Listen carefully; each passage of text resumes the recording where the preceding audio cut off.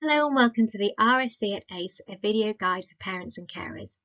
We'd like to thank you in advance for taking the time to watch this video. We hope that you'll find the content informative and helpful. Should you have any further queries after watching the video, please do not hesitate to get in contact. Contact details will follow at the end of the presentation. So what do we specifically cover in sex education in the Safe ACE provision? Anything that comes under the human body, puberty and human life cycles, we group under the category of sex education at ACE. We deliver key units around sex education in Year 2, 4, 5 and 6. However, there's some elements of sex education that is covered across all year groups, which will be outlined for you now.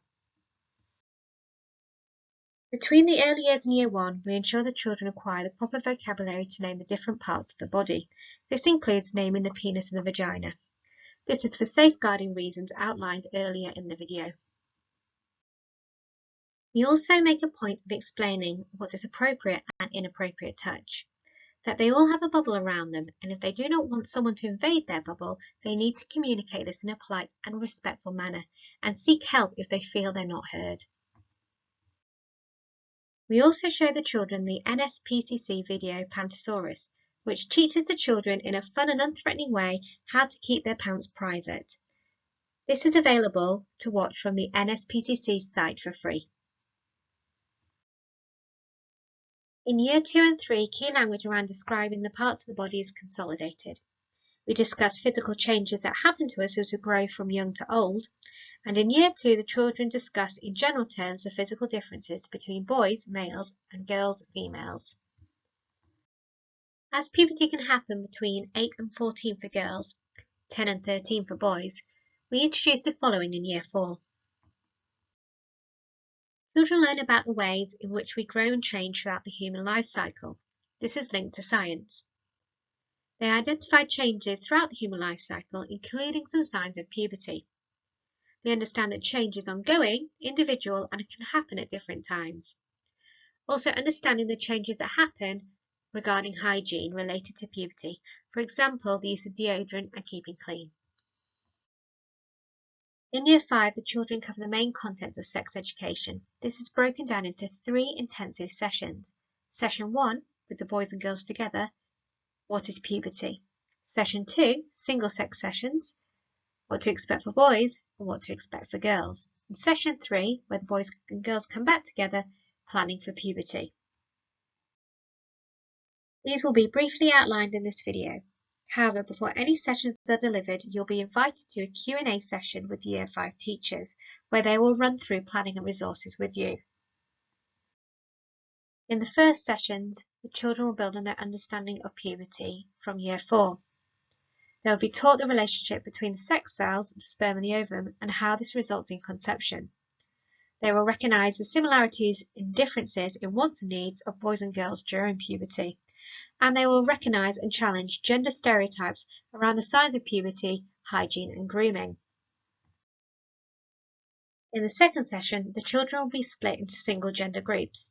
Here they will understand the physical anatomy of the male and female genitalia and the changes that will occur during puberty. Children will learn about menstruation and wet dreams, know and explain effective methods for managing menstruation and wet dreams, and have strategies for dealing with change that puberty involves, including dealing with gender stereotyping. In the third session, the children will come back together to plan for puberty. They'll understand how changes at puberty affect body hygiene and describe how to care for their bodies during this time, how puberty can affect emotions and behaviour, and children will learn strategies to deal with the feelings in the context of relationships, and they'll have the opportunity to practice strategies for managing some of these within relationships and how to manage conflict and change. All objectives highlighted in yellow are either statutory learning that we must deliver through relationships education or the science curriculum, which leaves the one element that we cover at ACE relating to non-statutory sex education. When it comes to the teaching of sex education, all our children come from different levels of understanding. Some of them have already had conversations with their parents and carers around this, and some have very little knowledge. And unfortunately, some of the children have got their information from questionable sources, including rumours or uncensored content on the internet. Our aim at ACE is to ensure the children are empowered with the correct scientific knowledge and understanding around the body, which also allows them to be confident to question sources of information and know who to go to for the right advice. According to a national poll, most young people get their information about sex education from lessons at school or from their friends. However, when asked where they would like to get their information from, they advise they would like to get the information from school, their parents and carers, or a health professional. As a school, we've carefully considered how to approach the topic of conception. It is something that we feel we need to address due to the fact that the children already have knowledge of the male and female body, and that the human life cycle begins with conception where the sperm meets the egg. Children, being naturally inquisitive, want to know how things got where. We address this in a very matter-of-fact way, stressing the following. When two adults are in a loving, respectful relationship, they can choose to conceive a baby. That this involves sexual intercourse where the penis is inserted into the vagina. Children are then shown the diagram on the right. This is the only image we show of sexual intercourse. We clearly explain that although puberty can happen between the ages of 8 and 18, it is against the law for anyone under the age of 16 to have sexual intercourse. At this point, the children are usually satisfied with the explanation, and we advise them to seek further information from their parents and carers. This way, you have the option to follow up in the manner that you feel is most appropriate. Any further questions regarding sexual intercourse are directed to a question box and dealt with sensitively on a one-to-one basis. Anything that needs following up will be communicated to you directly. The information on this slide is the only content in RSE that you will have the right to withdraw from. Should this be something you are considering, you will need to make an appointment with the head teacher to explain your position and complete a withdrawal request form. Just like with Year 5, before RSE is delivered in Year 6, you'll be invited to a session by the class teachers where you can look at planning and resources. RSE in Year 6 consists of 5 PSHE lessons, which include the following. Lesson 1. What's all this puberty about? Children learn about the changes that occur during puberty. Building on from Year 5, children identify the physical, emotional and behavioural changes that happen during puberty for both males and females. They understand that puberty is individual and can occur any time between the ages of 8 and 17. They understand that body changes at puberty are a preparation for sexual maturity. Lesson 2. Becoming men and women. Children learn to consider different attitudes and values around gender stereotyping and sexuality and consider their origin and impact. Children understand how attitudes and values about gender and sexuality may be affected by factors such as age, religion and culture. They can recognise and challenge gender stereotypes, and they understand how media messages affect attitudes and can cause inequalities of opportunities and affect behaviour. Lesson 3. Building good relationships. Children can identify positive qualities and expectations for a variety of relationships. They can explain the similarities and differences between friendships and intimate relationships, and they can describe different types of intimate relationships such as marriage. Lesson 4. Conception and pregnancy in science.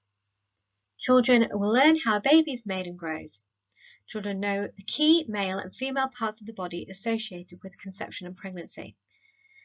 They'll be able to define conception and understand the importance of implantation within the womb. They'll know what pregnancy is, where it occurs, and how long it takes. Lesson 5. Being a parent. Children learn about the roles and responsibilities of parents and carers. Children will be able to identify some of the skills and qualities needed to be a parent and a carer, and understand the varieties of ways in which parents and carers meet the needs of their babies and children. They can recognise that both men and women can take on these roles and responsibilities. All questions from these sessions are directed to a question box and shared with the class at the teacher's discretion. Where a question is sensitive, it will be dealt with on a one-to-one basis.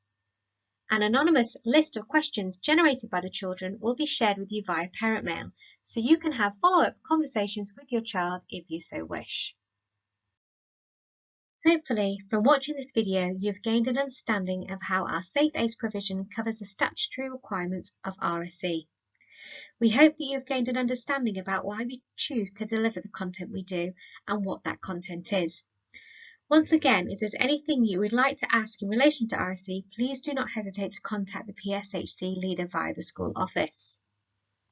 Before we end this video, we would like to direct you to some information and resources that can help you navigate the physical and emotional challenges your child may experience as they develop and mature into young adults. The purple table shows the physical and emotional changes that girls can go through during puberty. You may find it useful to pause the video here to take a closer look at these. Blue table shows the emotional and physical changes that boys go through during puberty. Once again, if you wish to, you can pause the video to take a closer look. When your child is acting as a character, it may be helpful to know that puberty has a significant impact on brain development during this time. Evidence shows that there is major brain reorganization and brain development during puberty, from onset until the early 20s.